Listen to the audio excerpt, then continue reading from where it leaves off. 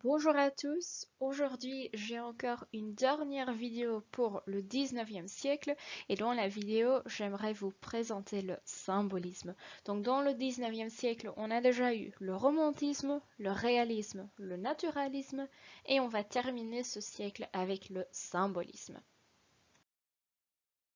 Comme dans toutes les vidéos, on a d'abord le cadre spatio-temporel. Comme on parle encore du 19e siècle, c'est encore une fois le même contenu.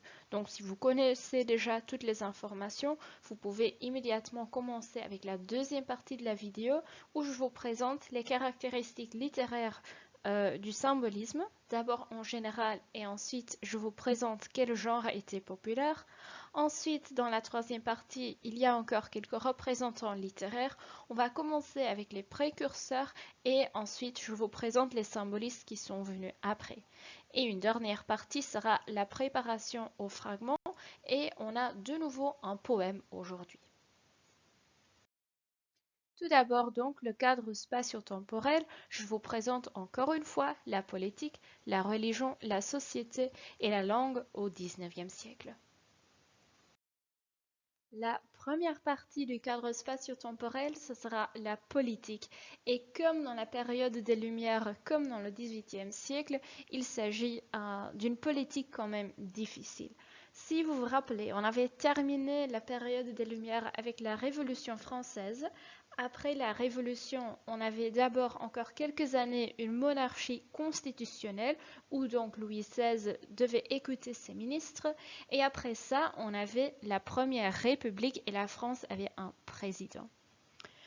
Le 19e siècle sera un peu comme les Lumières, c'est-à-dire c'est une période avec une politique instable en France. On va voir qu'en Europe, il y a aussi beaucoup de problèmes, beaucoup de changements, mais donc d'abord en France, la politique est très très instable. Vous allez remarquer, j'ai ici toute une liste avec les différents régimes qu'on a en France. Et comme vous voyez, il y a beaucoup de différences, il y a beaucoup de régimes différents à ce moment-là. Il ne faut pas en connaître tous les détails, il ne faut pas connaître toutes les dates. C'est seulement pour vous montrer un peu le contexte dans lequel les Français vivaient et les auteurs ont écrit leurs œuvres. Alors, après la Première République, on a tout d'abord Napoléon Bonaparte qui va régner en France. Et à ce moment-là, le régime politique est le consulat. En consulat, ça veut dire qu'on a Napoléon Bonaparte qui va régner la France et il sera aidé de 3 consulats qui ont donc une fonction consultative. Ils peuvent donner des conseils à Napoléon Bonaparte. On va remarquer vers la fin que Napoléon gagne de plus en plus de pouvoir, il ne va plus écouter ses consulats et à un certain moment, en 1804, il va devenir empereur et la France devient un empire. Dans cette période, il y a de la guerre sans cesse, il y a donc beaucoup de problèmes en France et Napoléon Bonaparte doit abdiquer, moet aftreden, après l'envahissement de la France par l'Espagne et les Pays-Bas. Donc c'est une guerre très très importante. Napoléon a perdu et il doit donc terminer comme, pas vraiment le roi, mais comme empereur de la France.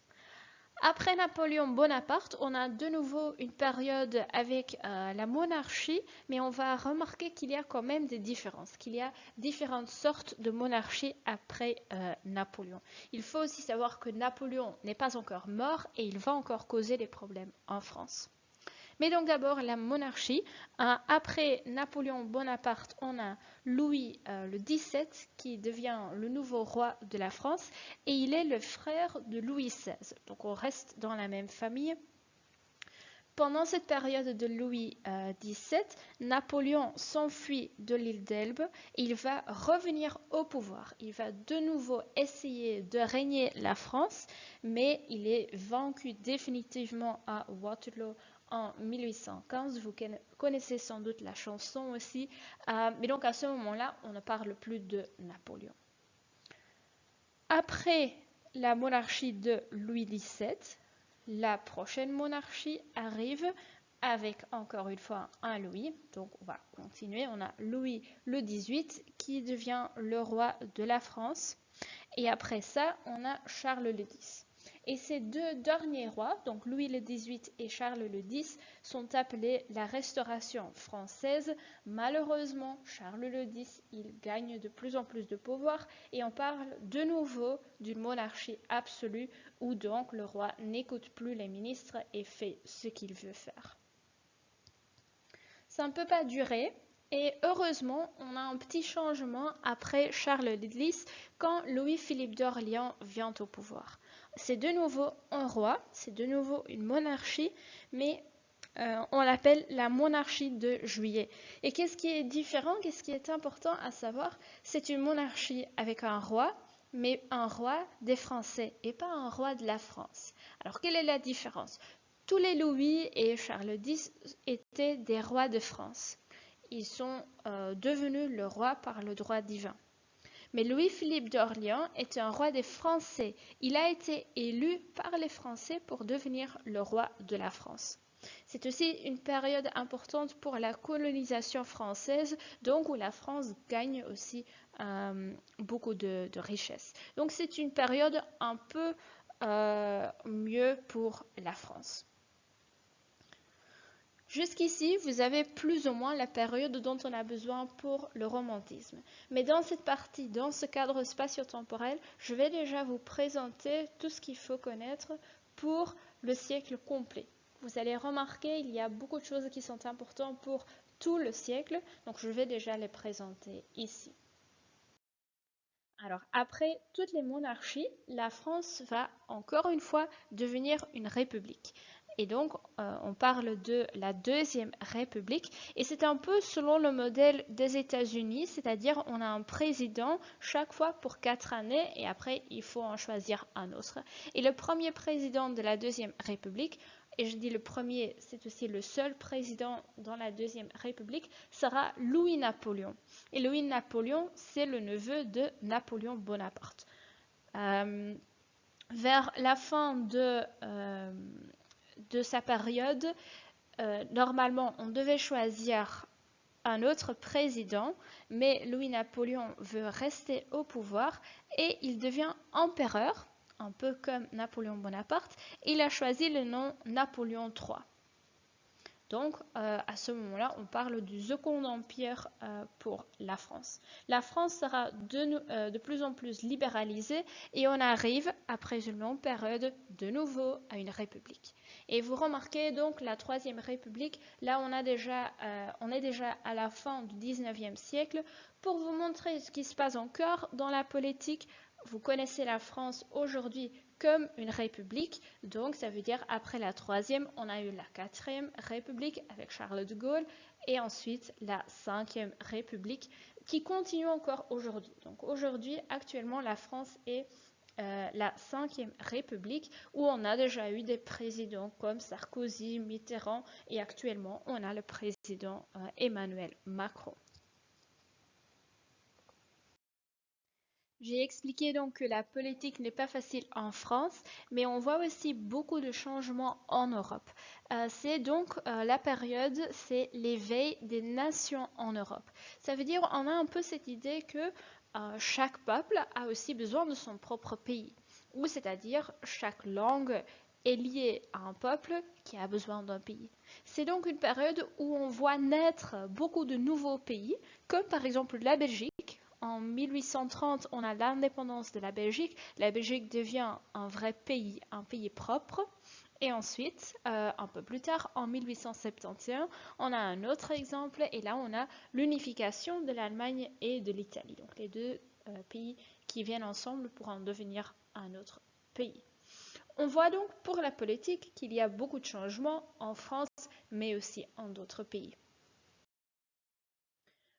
La religion, là, c'est une autre histoire. On vient donc d'une période des Lumières où on avait encore les guerres de religion, mais où on avait en même temps déjà des problèmes dans l'Église. On avait vu que le pouvoir avait diminué beaucoup à cause de la Révolution française, mais aussi à cause de l'esprit critique des philosophes. Et ça continue encore pendant le 19e siècle. C'est le siècle de la raison, et la raison sera plus importante de la foi et de l'Église. Donc, c'est-à-dire le pouvoir va continuer à diminuer Et ça se montre par exemple dans l'enseignement.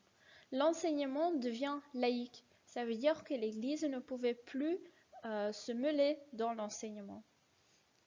Avant, on avait l'Église qui allait déterminer les sujets donnés à l'école et maintenant, c'est le gouvernement qui va l'organiser et l'Église ne peut plus aider ou ne peut plus avoir une influence dans l'enseignement.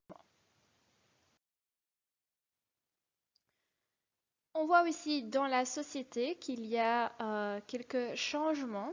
On vient donc d'une période où la raison était hyper importante, où on avait l'idéal du philosophe. Et ça continue encore un peu dans la société du 19e siècle, mais on voit aussi en même temps, et c'est surtout dans la littérature, qu'il y a aussi d'autres réactions. Donc, tout d'abord, on a donc la raison qui est encore importante. On a par exemple Auguste Comte, qui est philosophe et scientifique, qui a cette idée du positivisme. C'est-à-dire, il et encore beaucoup d'autres personnes dans la société ont une confiance énorme dans le progrès scientifique. Le 19e siècle est une période où on a beaucoup de changements dans les sciences et dans la société, où on découvre beaucoup de nouvelles principes et on en a confiance. On croit que c'est le futur et qu'il faut continuer à progresser grâce aux sciences. En même temps, on a aussi l'empirisme qui continue. On avait déjà les débuts pendant les Lumières. Auguste Comte a encore précisé l'empirisme, et c'est-à-dire que toute connaissance doit être basée sur l'expérience. Ce qui montre encore une fois l'importance des sciences. Il faut donc utiliser les sciences pour avoir des expériences, pour en trouver des connaissances. On ne peut pas être sûr si on ne l'a pas essayé ou si l'on n'a pas vu ça soi-même. Tous ces changements dans les sciences vont aussi avoir une influence pour l'économie. Et le 19e siècle est alors la période de la révolution industrielle. On va essayer d'adapter tout ce qu'on a appris des sciences dans l'industrie. Et ça veut dire qu'on va maintenant utiliser des machines pour la production de certains articles et que l'argent et l'économie deviennent de plus en plus importants dans la société. Il y a beaucoup d'effets positifs, c'est-à-dire c'est une période pleine de nouvelles inventions. On a par exemple le locomotive à vapeur qui sera très très important pour la commerce. C'est grâce au locomotive à vapeur qu'on peut construire de nouveaux chemins de fer et comme ça on peut avoir de la commerce avec d'autres villes et d'autres pays, ce qui est bien sûr important pour l'économie. Mais en même temps, on voit aussi un autre côté, c'est-à-dire toutes ces machines qu'on a inventées pour produire tous ces articles ne peuvent pas fonctionner sans avoir aussi des personnes qui travaillent dans les fabriques et dans les usines. Mais on va voir que les conditions de travail ne sont pas vraiment faciles, c'est-à-dire le prolétariat, donc le peuple, vit encore dans la misère. Ils doivent travailler dans des conditions inhumaines, ils ne sont pas bien payés, ils ne sont pas vraiment soignés. Et c'est aussi, logiquement, qu'on va commencer à s'organiser en syndicat. On va essayer de trouver quelqu'un qui veut défendre les droits du prolétariat pour le travail. Et ça va encore causer des problèmes, mais vers la fin, on a quand même gagné quelques droits pour le prolétariat. Vous voyez ici deux images. À gauche, on a un exemple d'une usine en France, mais à l'autre côté, à droite, on voit que les conditions de travail ne sont pas très agréables pour y travailler. La dernière partie de notre cadre spatio-temporel, c'est la langue. Et on va voir pour la langue qu'on va continuer avec la politique linguistique de la période précédente. Pendant le XVIIIe siècle, on avait déjà fait beaucoup d'efforts pour la diffusion de la langue française et pour montrer seulement un français et pas toutes sortes de dialectes et de patois. Et ça va continuer pendant le XIXe siècle. Pendant le XIXe siècle, on va surtout se concentrer sur l'enseignement. Et on a par exemple le ministre Jules Ferry qui a créé quelques lois pour l'enseignement primaire en français. Il faut savoir, pendant la période des Lumières, l'enseignement primaire n'était pas encore obligatoire, ce qui veut dire qu'il y avait beaucoup d'enfants qui ne parlent pas bien le français. et plus tard des adultes aussi. Donc Jules Ferry a dit, bon, il faut que l'enseignement primaire soit obligatoire, mais en même temps gratuit. Si les enfants ou si les parents doivent payer pour l'école, ils ne vont pas envoyer leurs enfants. Mais si c'est gratuit, alors comme ça, c'est plus facile pour gagner des enfants pour l'enseignement primaire. Et comme l'enseignement primaire est en français, tout le monde va apprendre cette langue là-bas. Dans cette deuxième partie, on va parler des caractéristiques littéraires du symbolisme et on va voir que les symbolistes ont une vision subjective du monde. Je vous explique dans cette deuxième partie pourquoi. Mais d'abord, j'ai encore un petit résumé de notre 19e siècle parce que c'est un siècle où il y a quand même beaucoup de changements dans la littérature. On avait, dans la première moitié, on avait le romantisme et on a remarqué que les romantistes ont surtout réagi contre la raison, ont voulu ajouter des sentiments personnels et ont utilisé la littérature pour échapper de la réalité. Ensuite, on a eu les réalistes qui ont eux-mêmes réagi contre le romantisme et qui ont voulu éliminer le sentiment personnel en décrivant la réalité. Et les naturalistes qui sont venus après étaient encore plus sombres du réalisme. Donc eux, ils ont ajouté encore beaucoup d'autres choses aux réalistes. Mais aujourd'hui, on a donc les symbolistes et le symbolisme sera de nouveau une réaction contre le réalisme et le naturalisme. Donc une réaction de nouveau contre la raison, contre la réalité qui est utilisée dans la littérature. C'est aussi un mouvement qu'on reconnaît dans la peinture et vous reconnaissez peut-être deux peintures à droite. Le premier artiste est Gustav Klimt et vous voyez ici le baiser, c'est une peinture très connue. Et en bas, vous reconnaissez peut-être James Ensor qui a habité pendant sa vie à Ostende et qui est donc un symboliste belge qui a joué un rôle important pour la peinture. Mais nous, on va surtout regarder la littérature, bien sûr. Alors, qu'est-ce qu'il faut savoir pour le symbolisme? Les symbolistes ont réagi contre la modernité de la révolution industrielle. La révolution industrielle était bien sûr intéressante. On a eu beaucoup de changements dans la société.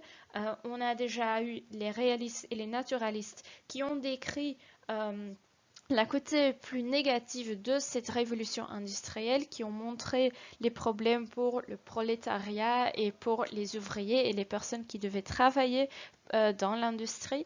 Mais ici, on a un autre type de réaction. Qu'est-ce qu'on a pour les symbolistes? Les symbolistes ont une vision subjective du monde et ils vont rejeter toute rationalité. Cela veut dire qu'ils ne veulent pas seulement se concentrer sur les connaissances rationnelles, c'est-à-dire tout ce qu'on peut voir, tout ce qui est la réalité, penser un peu aux sciences, etc. Ils trouvent qu'il y a encore plus, que le monde n'est pas seulement les connaissances rationnelles, mais qu'il faut aussi ajouter d'autres éléments, et ce sont surtout les poètes qui sont capables de montrer qu'il y a encore d'autres choses dans le monde. Le but de la littérature sera donc de déchiffrer le mystère du monde. Donc on n'a pas seulement les connaissances, mais il y a encore beaucoup de mystères dans le monde, beaucoup de choses dont on n'est pas sûr ce qui se passe, et c'est dans la littérature et surtout dans la poésie qu'on va essayer de déchiffrer cela. Et on va le faire en suggérant des sentiments. Donc on va de nouveau ajouter des sentiments personnels, mais aussi des sentiments en général, à l'aide de certaines images, du rythme qu'on va utiliser dans la poésie, le choix des mots. Certains mots peuvent déjà évoquer un certain sentiment, et comme ça, on peut montrer qu'il y a encore beaucoup plus que seulement les connaissances rationnelles. Ce n'est pas seulement dans la poésie, on va voir qu'il y a une intensification du rapport entre les arts. Donc on voit par exemple qu'il y a des artistes qui vont travailler ensemble avec des poètes, ou qu'un poète va demander à un artiste de faire une peinture de son poème et de montrer ces deux ensemble. Donc plusieurs artistes vont travailler ensemble pour le faire. Ce rejet de toute rationalité se fait aussi par un recours à l'imagination, l'intuition et la fantaisie. On va montrer qu'on peut ajouter des éléments personnels pour déchiffrer le monde. L'imagination du poète ou de l'écrivain en général va jouer un rôle. Il va aussi utiliser la mythologie, le mystique et le passé. On va essayer de trouver des images ou de trouver des idées dans la mythologie pour intégrer dans la poésie, où on va retourner au passé pour expliquer une certaine idée. Et ce qui est surtout nouveau, c'est qu'on a un recours à l'inconscient et le rêve. On va donc essayer de créer, et c'est surtout dans la poésie qu'on voit cela, on va essayer de créer des poèmes pour activer l'inconscient et pour activer le rêve, parce que c'est là aussi qu'on a de nouvelles connaissances qu'on peut utiliser dans notre monde. En ce qui concerne les genres, vous avez déjà remarqué ça dans mes explications, mais c'est donc surtout la poésie qui devient de plus en plus populaire. Donc on avait les réalistes et les naturalistes ont surtout utilisé la prose et le roman, mais pour les symbolistes, on a un retour à la poésie comme on avait dans le romantisme aussi. Et comme je l'ai déjà expliqué, il y a aussi une synthèse entre plusieurs formes d'art. On va donc combiner plusieurs formes d'art pour expliquer ou pour présenter ces idées. Regardons dans cette troisième partie quelques représentants littéraires. Donc, qui sont les auteurs et les œuvres les plus connues du symbolisme? Il faut qu'on commence avec Charles Baudelaire. Baudelaire était vraiment le précurseur du symbolisme, donc il était un des premiers pour présenter une littérature symboliste.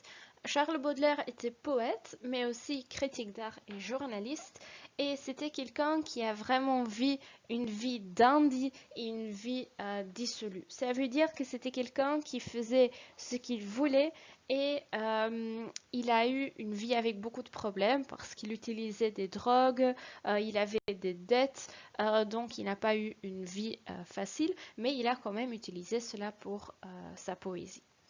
Quel était son but? Il a dit cela plusieurs fois, mais il a voulu créer une poésie pour montrer le beau. Lui, il pensait que la littérature était nécessaire pour montrer le beau dans le monde et pas vraiment la vérité. On ne doit pas seulement montrer la vérité, c'est quelque chose que les réalistes et les naturalistes ont essayé. Donc eux, ils ont voulu montrer la réalité du prolétariat, des ouvriers, de la société. Mais Baudelaire pense que ce n'est pas vraiment le rôle pour la littérature ou pour la poésie. Il ne s'agit pas de créer la morale là-bas. Non, on va utiliser la littérature et la poésie pour montrer le beau dans le monde, même si on vit dans un monde qui n'est pas nécessairement très beau. Et il a fait ça dans Les Fleurs du Mal. Et le titre de son œuvre le dit déjà. Donc c'était un recueil de son œuvre complète en vers. Donc un recueil avec tous les poèmes qu'il a fait dans sa vie. Et le titre montre Les Fleurs du Mal. Les fleurs, c'est la beauté, qu'on peut donc trouver du beauté dans un monde qui est mauvais ou quand il y a beaucoup de choses qui ne sont pas vraiment correctes. Mais on a remarqué, ou quand vous allez lire les poèmes, en montrant tout ce qui est beau, il a quand même fait une offense à la morale. Il y a beaucoup de personnes dans le 19e siècle qui n'étaient pas vraiment d'accord avec ce nouveau type de poésie. Il a même reçu une amende, un bout, et quelques parties de Les Fleurs du Mal ont été censurisées. Donc il n'a pas pu montrer tous ses poèmes à son âge. Et dans les poésies, il utilise beaucoup d'imagination et il va retourner très souvent au rêve pour présenter ses idées. À la fin de la vidéo, on a un petit fragment de Baudelaire, donc je vous explique les détails un peu plus tard. Après Baudelaire, on a eu beaucoup de symbolistes qui ont joué un rôle important pour la littérature. Et on a tout d'abord Paul Verlaine. Verlaine était aussi poète, écrivain et il était aussi professeur de français, pas vraiment par volonté, mais parce qu'il avait besoin d'argent et à ce moment-là, il a commencé à donner des cours de français. Ce qui est aussi intéressant à savoir, c'est un petit détail, mais il a eu pendant 2 ou 3 années une relation amoureuse avec Arthur Rimbaud. Et Rimbaud revient encore dans cette vidéo parce que c'est aussi un poète symboliste. Et on a créé un film de cette relation amoureuse où Leonardo DiCaprio joue le rôle de Rimbaud et David Thewlis, que vous connaissez certainement, va jouer le rôle de Verlaine. Je vous montre cela parce que ce sont deux écrivains, deux poètes qui ont inspiré beaucoup d'autres personnes et surtout parce que c'était des poètes maudits. Et c'est quoi un poète maudit? Au début, on a utilisé ce terme pour expliquer toutes les personnes dans le cercle de Paul Verlaine. Donc, c'était des amis avec plus ou moins les mêmes idées. Mais plus tard, un poète maudit, ce terme est aussi utilisé pour quelqu'un qui rejette les valeurs de la société. Donc, ce sont des personnes qui présentent un comportement plutôt dangereux, qui vont utiliser de l'alcool, des drogues, qui vont aussi provoquer la société et qui vont rédiger des textes d'une lecture assez difficile. Donc quand vous allez lire les poèmes de Verlaine ou de Rimbaud, vous allez remarquer que ce n'est pas toujours facile à comprendre, mais c'est parce qu'ils veulent déchiffrer le mystère du monde. Verlaine est surtout connu pour deux œuvres. Donc on a d'abord les poèmes saturniens. Là on a un recueil de 25 poèmes et là on remarque surtout de la mélancolie. Donc il va expliquer ce sentiment de mélancolie. Sagesse, son autre œuvre, est complètement différente. C'est plus large, donc là on a 47 poèmes qui ont été combinés dans un livre et là Verlaine va revenir sur son parcours douloureux. Donc il va créer des poèmes où il raconte tout ce qu'il a vécu, donc il va expliquer qu'il a utilisé de l'alcool, des drogues, il va intégrer cela dans la poésie et vers la fin de ce recueil, on voit qu'il veut aussi montrer sa transformation mystique. Donc il faut savoir, vers la fin de sa vie, Verlaine a compris que son vie de poète maudit n'était pas très bien et donc il a voulu changer. Il est même devenu religieux et il a intégré ça aussi dans sa poésie. Le suivant sera donc Arthur Rimbaud. Comme j'ai déjà expliqué, c'est celui qui avait une relation amoureuse avec Verlaine. Et lui, il était poète et écrivain. Et Rimbaud avait aussi une idée très claire de la poésie. Vous allez remarquer, les symbolistes commencent aussi à penser à la littérature. Ils vont essayer d'expliquer quel type de littérature ils veulent faire. Et Rimbaud se voyait comme poète voyant. C'est-à-dire, le poète est la seule personne qui peut déchiffrer le mystère du monde. Et il doit le faire avec un dérèglement de tous les sens pour créer une nouvelle réalité. Alors, c'est un peu difficile, je vais l'expliquer en néerlandais aussi. Dus de dichter moet alle zintuigen ontregelen om een volledig nieuwe werkelijkheid te kunnen scheppen. Donc dans la poésie, il va utiliser des images, il va parler des rêves, il va utiliser l'imagination pour expliquer une nouvelle réalité. Et c'est grâce au poème qu'on peut déchiffrer le monde. Lui, il a donc écrit plusieurs poèmes, qu'on peut dire donc ses poésies, et c'est quelqu'un qui a vraiment expérimenté avec, avec des figures de style, avec des sons, avec l'intonation qu'on peut utiliser en choisissant certains mots. Et il a aussi joué avec la différence entre les rêves et la réalité. Arthur Rimbaud est très important pour le symbolisme. Il a aussi influencé le surréalisme du XXe siècle qui vient un peu plus tard. Mais aujourd'hui, c'est quelqu'un qui a aussi influencé la musique pop qu'on connaît encore. Bob Dylan a déjà expliqué pourquoi... On a déjà expliqué qu'il a utilisé des fragments de Rimbaud comme inspiration pour sa musique. Donc ça montre que c'est quelqu'un qui a quand même une influence importante. Et la dernière personne que j'aimerais présenter pour le symbolisme, c'est Stéphane Mallarmé. Mallarmé est poète, traducteur aussi, critique d'art et professeur d'anglais. Un peu comme les autres, il avait besoin d'un autre job pour pouvoir payer sa vie. Et Mallarmé, c'était vraiment quelqu'un qui était à la recherche du beauté. Et lui, il pensait qu'on pouvait seulement trouver le beauté dans les arts.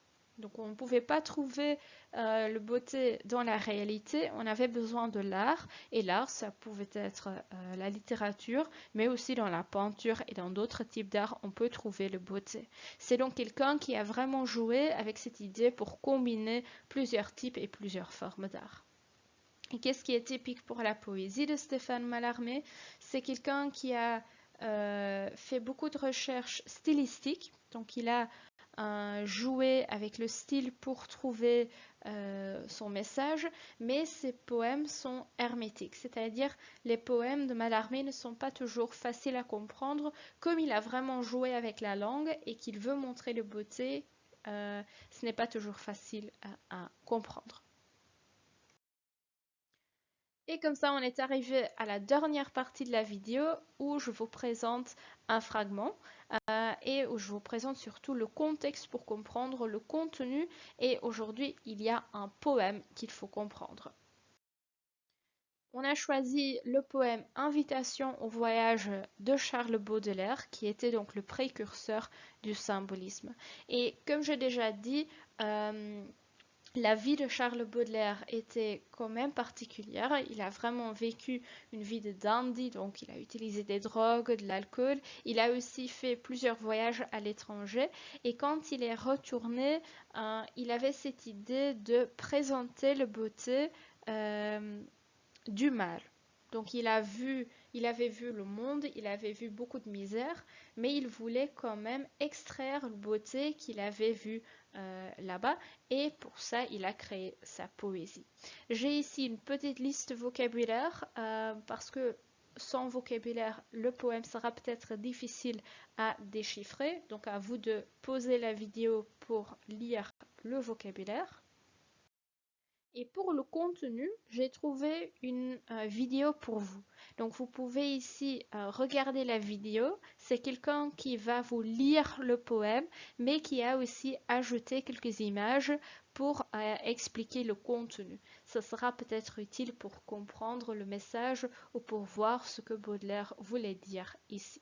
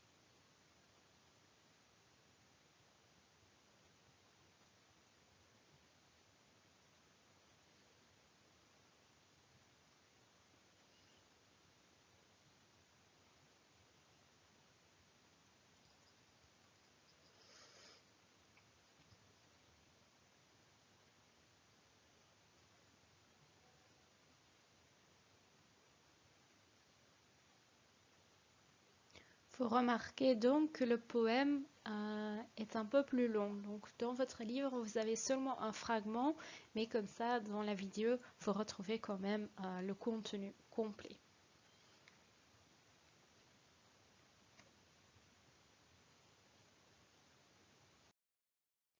Voilà, avec toutes ces informations, vous pouvez maintenant compléter encore une fois votre cadre spatio-temporel. C'est encore une fois le même contenu que les autres courants littéraires qu'on a vus pour le 19e siècle. Et à la page 26, vous allez retrouver ce poème de Charles Baudelaire et c'est à vous de compléter les questions que vous trouvez à côté. N'oubliez pas de compléter vos notes personnelles, comme ça vous avez un résumé de la vidéo. Et si vous avez encore des questions, vous pouvez me contacter via Small School ou par mail. Bonne chance!